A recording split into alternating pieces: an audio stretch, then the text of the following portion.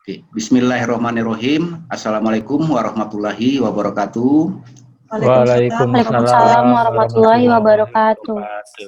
Hari ini sidang proposal atas nama Alisa Maulidah, ya. Tidak lebih dari 10 menit. Untuk itu kami persilakan presentasinya. Baik. Assalamualaikum warahmatullahi wabarakatuh. Waalaikumsalam warahmatullahi wabarakatuh.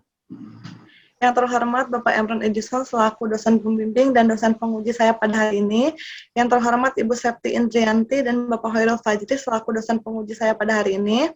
Pada kesempatan ini izinkan saya untuk mempresentasikan seminar proposal yang berjudul Pengaruh Kualitas Pelayanan dan Pengemasan Produk Wisata terhadap Loyalitas Pelanggan di Sariater Resort Subang. Pada bab 1 ini terdapat latar belakang yang cukup menarik, yaitu Sariater adalah tempat wisata yang cukup dikenal oleh masyarakat Indonesia karena lokasinya yang strategis. Dalam per bulan, Sariater mampu menarik pengunjung sebanyak 60.000 pengunjung per harinya di hari libur di tahun 2018 sampai dengan 2019. Tapi di tahun 2020, Sariater hanya mampu menarik jumlah pengunjung sebanyak 1.000 pengunjung per harinya. Berikut data statistik jumlah kunjungan Sariater di tahun 2018 sampai dengan 2020. Di tahun 2018, jumlah kunjungan Sariater memiliki 850.000 orang. Di tahun 2019, mengalami peningkatan menjadi 882.000 orang.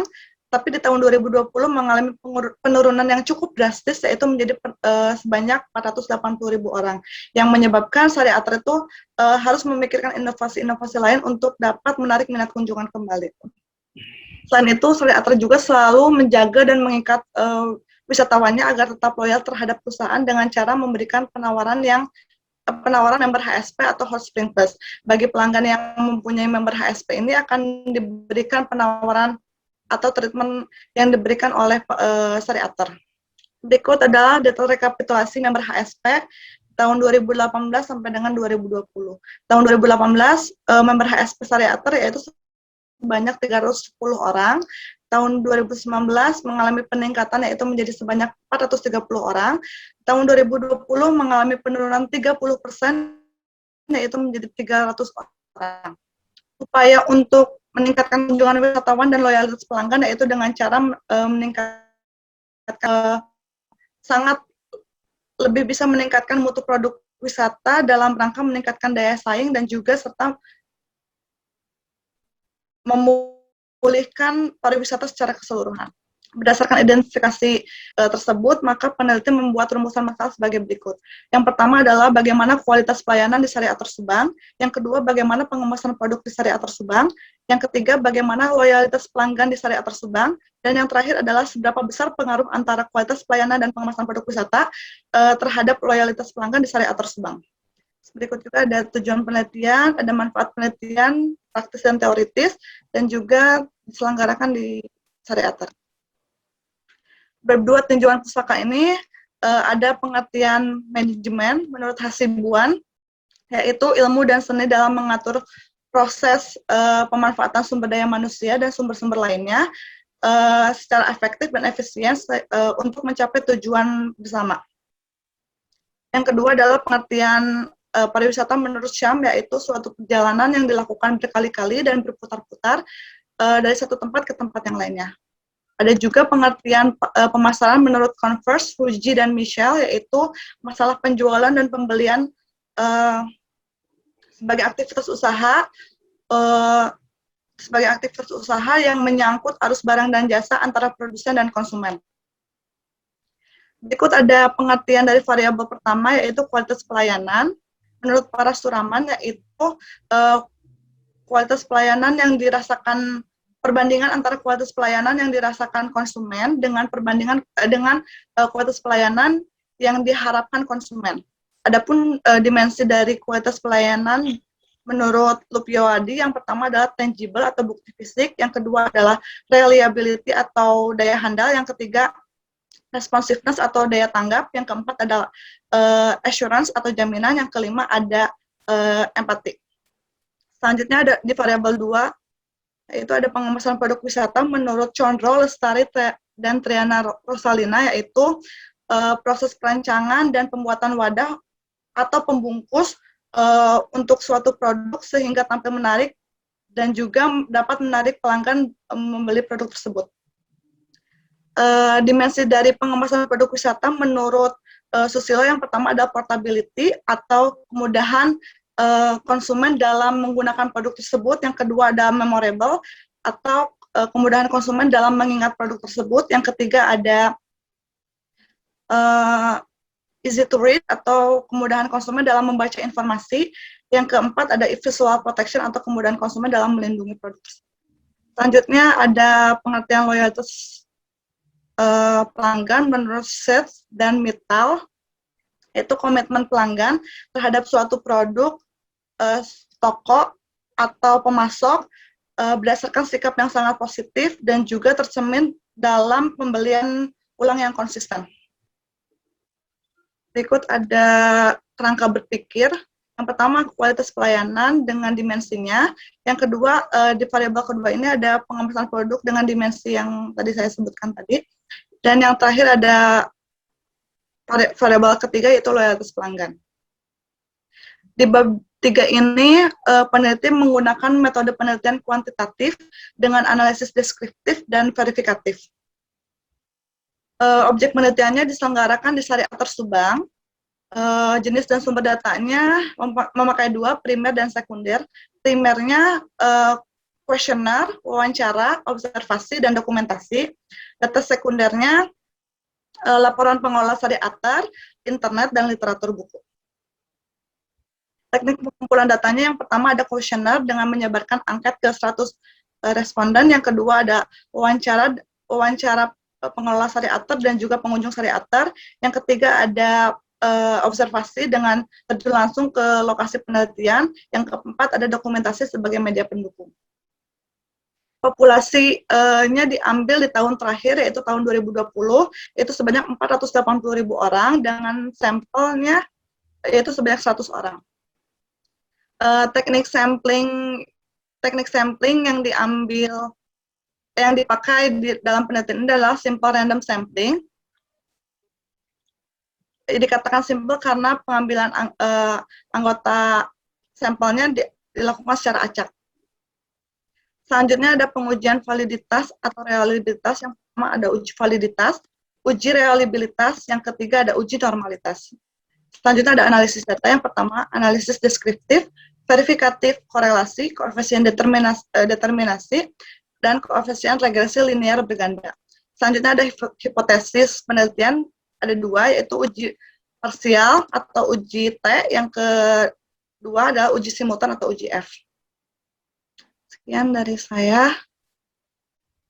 Assalamualaikum warahmatullahi wabarakatuh. Waalaikumsalam warahmatullahi wabarakatuh.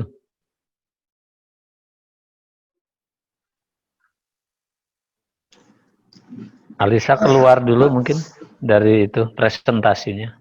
Dikeluarkan dulu. Nah, betul ya.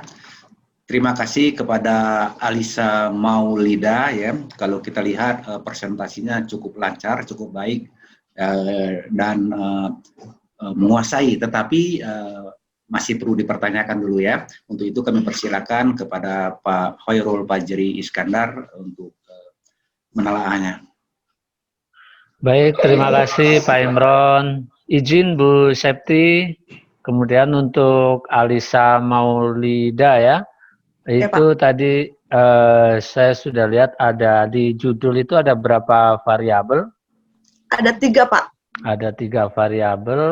Nah, kemudian dari samplingnya tadi dapatnya berapa? Dari total populasi berapa tadi? Populasinya 480.000 pengunjung. Itu di tahun 2020, di tahun terakhir.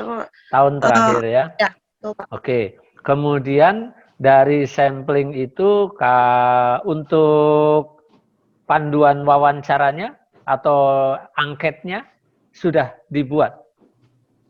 Kalau untuk angketnya ada ini, Ada Pak. berapa pertanyaan itu? Ada sudah dibuat sih Pak, cuma paling indikatornya aja Pak. Oh, baru indikatornya aja. Iya, betul. Ambil Kalau dari untuk operasional variabel itu ya. Iya, betul. Ada berapa pertanyaan di angket? Kalau di angket mungkin ada setiap variabel itu berapa pertanyaan? Ada yang 2, ada yang 3 rencana. gitu Pak. Setiap variabelnya, bukan setiap dimensi. setiap dimensi ya. Kalau setiap variabel cuma 2, nggak kena nanti. Kayak cuman dimensinya ada 2 gitu Pak, atau ada 3. Oke. Semua untuk apa namanya dimensi-dimensi dari setiap variabel udah didapatkan ya? Sudah Pak. Udah. Oke. Nah, nanti di dalam melakukan penyebaran angket itu bagaimana caranya dengan kondisi seperti ini? Apakah kamu lewat misalnya Google Form atau gimana tuh? Karena Betul, kondisi pandemi ya. Saya memakai 2 cara, yaitu yang pertama Google Form, yang kedua adalah dengan menyebarkan angket secara langsung Pak. Jadi saya terjun langsung. Saya juga sudah berkoordinasi dengan pengelola Sariaternya bahwa mereka mengizinkan untuk menyebarkan angket secara langsung dan juga Google Form-nya Pak. Nah, jadi untuk saya nyebar Google Form-nya itu nanti ke mana? Maksudnya ke WA masing-masing atau gimana? Jadi saya nanti bakal membuat barcode gitu Pak. Jadi bagi pengunjung nanti yang berkunjung ke Sariater tinggal barcode aja, nanti tinggal terhubung ke Google Form-nya. Jadi tidak susah-susah harus ke WA dulu atau bagaimana gitu. Jadi sudah diarahkan untuk ke apa namanya ke link Google Form itu ya? Oh. Oke. Kemudian rencana yang akan diambil dari si apa namanya para pengisi kuesioner itu atau si samplingnya itu nanti yang umur berapa itu? Ada nggak ketetapannya nanti? Ada. Jadi dari remaja mungkin ya Pak, karena kan yang berkunjung ke sana tuh banyaknya remaja dan lansia ya Pak, yang untuk itu, berobat. Bukan di outbound-nya? Jadi Sariater tuh banyak fasilitasnya Pak. Jadi ada outbound, ada camping, ada tempat pemandian air panas, ada resortnya mungkin ya Pak. Nah, yang akan kamu teliti ini di divisi apanya? Semua atau? Semuanya Pak, soalnya yang berkunjung ke sana tuh keseluruhan Pak itu. Jadi Sariater ya. Enggak, maksud saya kan bisa saja dari keseluruhan di breakdown lagi. Di breakdown biasanya ada di yang khusus kolam renang, kemudian outbound, kemudian camping ground, itu ada sebetulnya. Nah, kalau yang sekarang berarti kamu hanya akan meneliti secara keseluruhan keminatan terhadap Sariater tanpa dilihat secara spesifik kan? Sebenarnya spesifiknya nanti akan di tempat pemandian air panasnya sih Pak. Karena kan kalau tempat pemandian air panas berarti juga harus ada data tuh yang khusus di tempat pemandian air panasnya. Dan datanya pun akhirnya pengolahannya bukan secara umum. Jadi kamu ambilnya dari yang khusus pemandian air panas saja. Tetapi kalau dari judul saya lihat sih kamu secara keseluruhan. Ya, memang betul Pak secara keseluruhan. Nah, jadi nggak usah ngambil spesifik. Ya, jadi awalnya saya akan mengambil tempat pemandian air panasnya saja. Tetapi direkomendasikan untuk oleh pengelolanya karena tidak ada data yang spesifik itu Pak. Jadi saya mengambil data secara keseluruhan. Jadi saya meneliti Sariaternya secara keseluruhan juga Pak. Oke, ya sebetulnya sih secara spesifik ada, datanya ada. Karena saya pernah ke sana melihat dan dapat data-data itu. Mungkin, tapi ya nggak apa-apa sih kalau memang mau secara keseluruhan dengan kondisi 480.000 1 tahun, areanya kamu udah tahu seberapa besar area Ciater? Kalau seberapa besarnya Harus ada datanya tuh. Ya, tapi saya Nggak, maksudnya begini, harusnya dengan kondisi 480.000 dalam 1 tahun, areanya sebegitu besar, berarti dalam sebulan hanya misalnya cuma 2.000, itu ya kecil.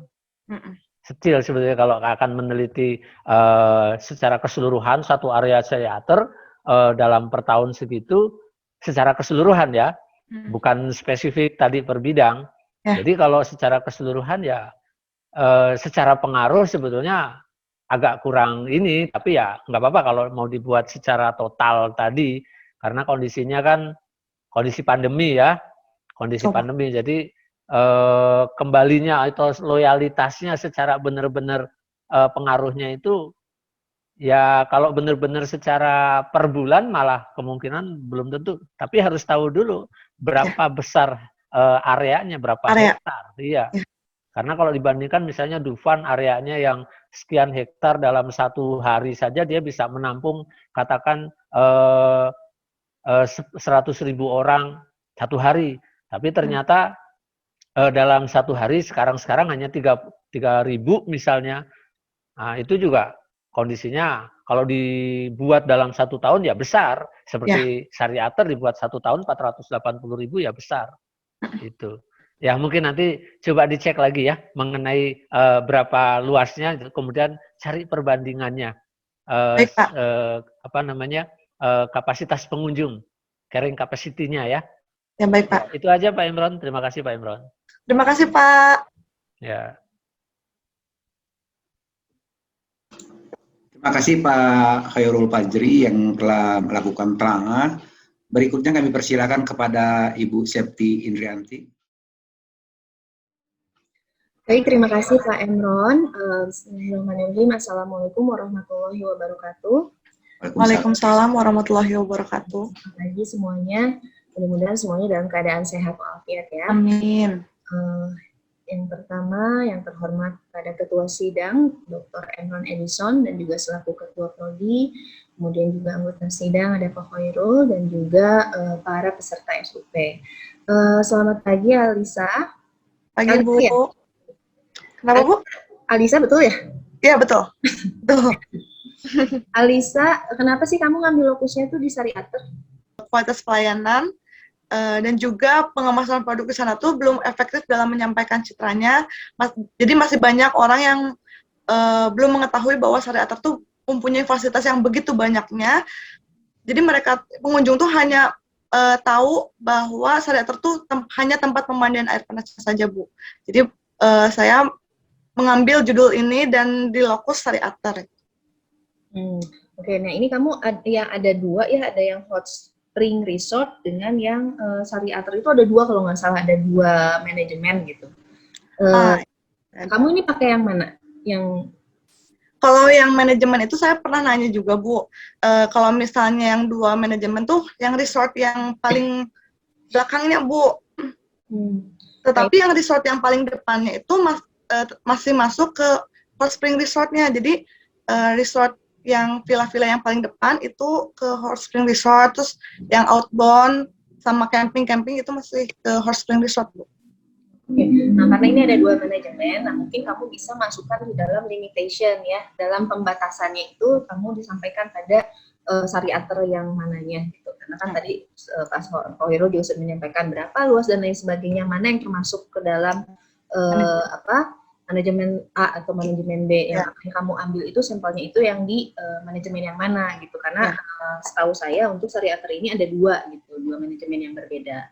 Nanti mungkin di dalam pembatasan masalahnya atau enggak ya adalah penjelasan yang menunjukkan spesifikasi tersebut gitu ya.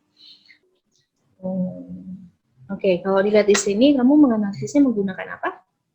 Analisisnya menggunakan metode penelitian kuantitatif dan analisis deskriptif dan verifikatif.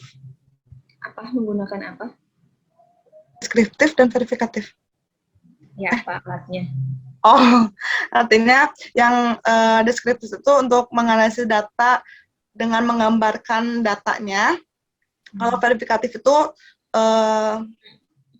untuk mengetahui seberapa besar hubungan atau pengaruh antara 2 variabel itu dengan ini Bu, maaf Bu, yang verifikatif itu untuk mengetahui pengaruh atau hubungan secara apa sih, pengaruh antar dua variabel. Oke, ini kamu ada berapa variabel dalam penelitian kamu ini? Ada 3. 3. Ya. Ada apa aja? Kualitas pelayanan, pengemasan produk wisata, dan loyalitas pelanggan. Oke. Kalau saya lihat di sini, kamu tadi menggunakan analisis korelasi. Tolong dilihat kembali apakah betul menggunakan korelasi atau tidak, atau hanya cukup berganda saja, gitu ya. Atau misalnya memang perlu menggunakan PET dan lain sebagainya. Silakan kamu dilihat lagi, karena jangan sampai menggunakan alat yang salah, gitu ya. Oke, bagaimana jika salah satu dari variabel kamu itu hipotesisnya tidak terbukti?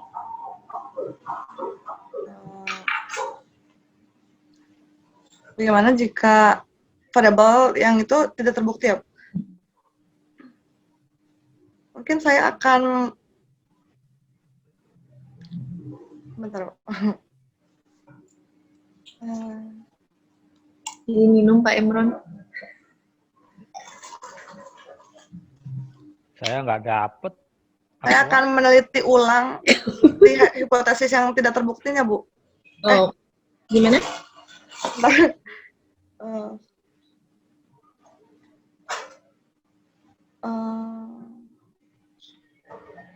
Saya boleh sambil ngemil.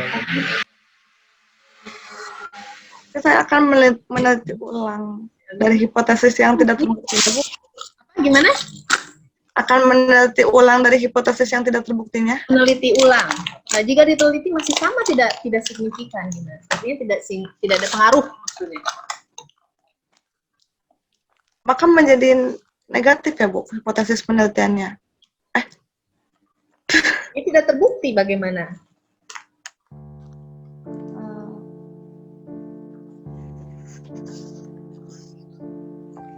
Bentar, Bu.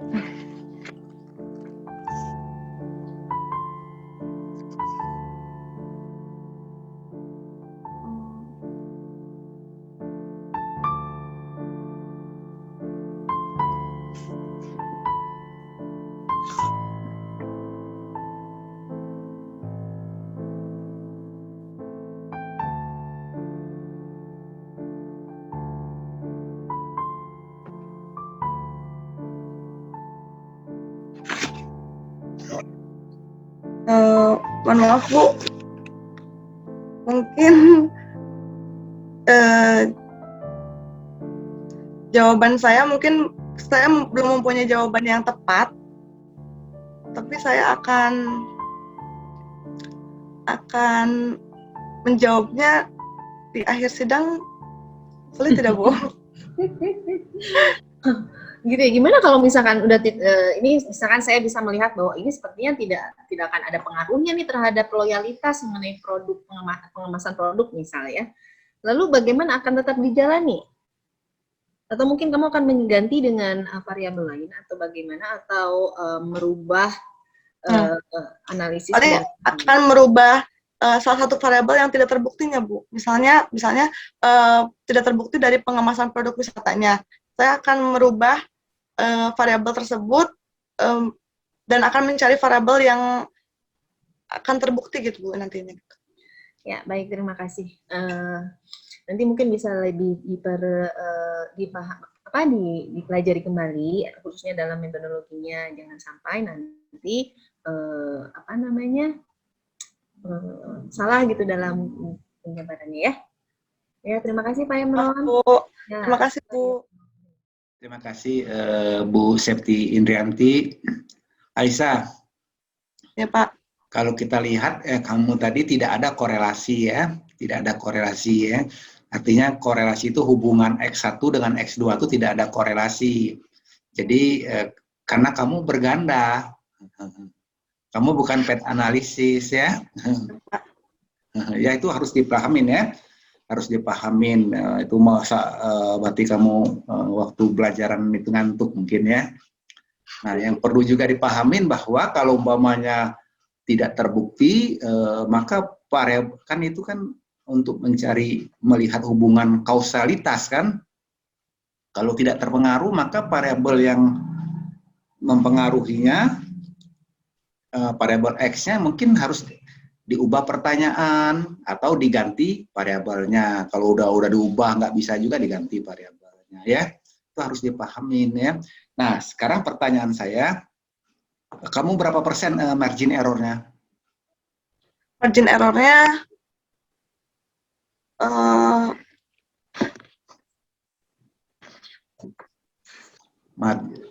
kan ada, kamu udah menentukan apa tuh populasinya, udah tahu ya. Ya sampelnya udah 100 ya.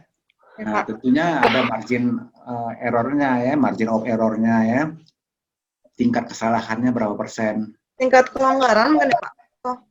Kesalahannya berapa persen? 5%, 10%? 5%, Pak. 10%. 10%. 10%. Ya, harus pahamin ya. Maaf, Pak. Ya, maaf, Pak. Oke, Alisa, apa namanya? Saya kira kamu harus banyak belajar juga ya. Tapi secara keseluruhan sudah bagus ya, sudah baik ya. Artinya apa namanya itu tinggal dipoles ya. Bukannya pakai sekolah, Pak. Terima kasih, Pak. Berikutnya kalian Alisa nanti tunggu keputusan apakah bisa berlanjut atau tidaknya nanti ya. Proposal ini bisa dilanjutkan skripsi atau tidak, nanti ada keputusan terakhirnya. Baik, Pak. Oke, terima kasih. Untuk itu kami persilakan kepada Alisa untuk menutup acaranya. Terima kasih kepada Bapak Emron, Ibu Septi, dan Bapak Hairul. Mohon maaf bila saya ada kesalahan. Assalamualaikum warahmatullahi wabarakatuh. Waalaikumsalam warahmatullahi wabarakatuh.